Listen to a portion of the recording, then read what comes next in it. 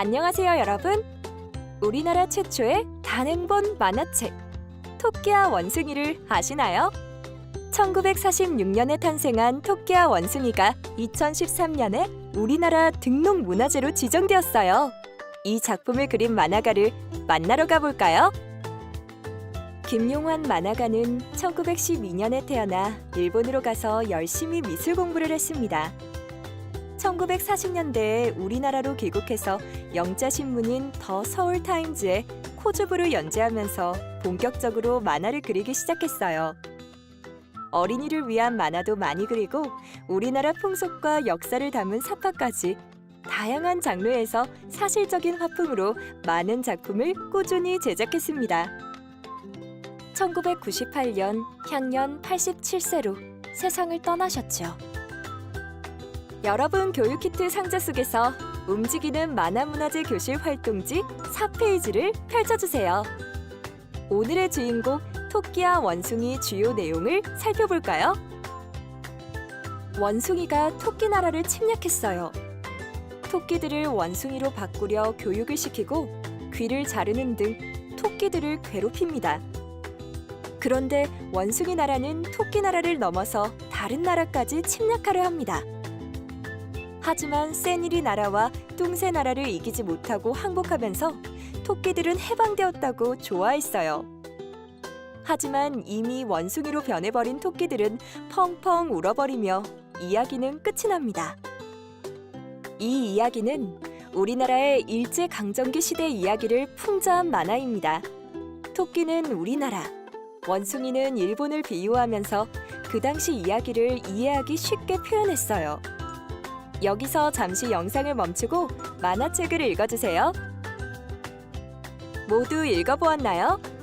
이제 선생님과 함께 나만의 만화를 만들어 볼까요? 선생님, 나와주세요. 안녕하세요. 저는 만화 강사 홍가람입니다. 오늘 우리가 재밌게 만화를 그려보는 시간을 가질 텐데 토끼와 원숭이라는 작품을 보셨죠? 어땠나요?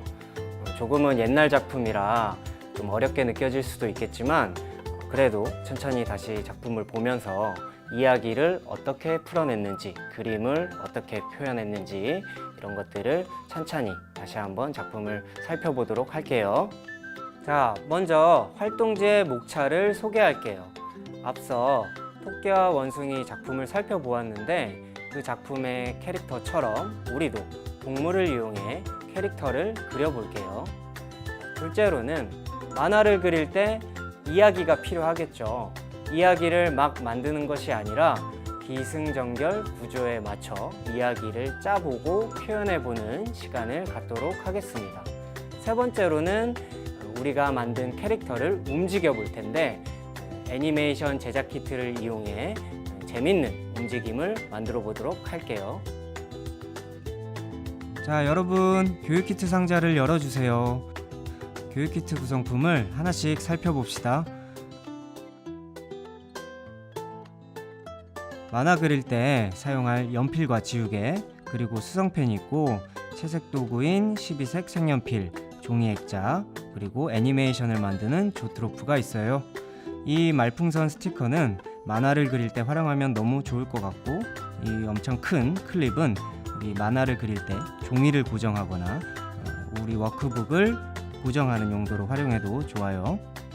모두 14페이지를 펼쳐주세요. 자, 이 동물은 무엇인가요? 왜 소라고 생각했나요?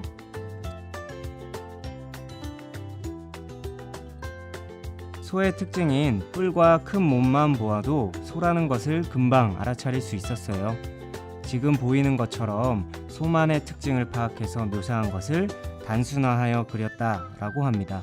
여러분들이 주로 보는 캐릭터들은 단순화하여 탄생됩니다. 실제 살아있는 토끼와 원숭이가 만화에 나오는 캐릭터처럼 말을 하고 펑펑 울기도 하고 사람처럼 옷을 입고 다니진 않죠. 이렇게 동물을 사람처럼 표현한 것을 의인화라고 합니다. 그럼 단순화, 의인화 이 두 가지 조건을 생각하며 나만의 우화 캐릭터를 그려볼까요? 자, 바로 이 동물입니다. 선생님이 제시한 동물 사진을 보고 그 동물을 단순화, 의인화하여 그려주세요.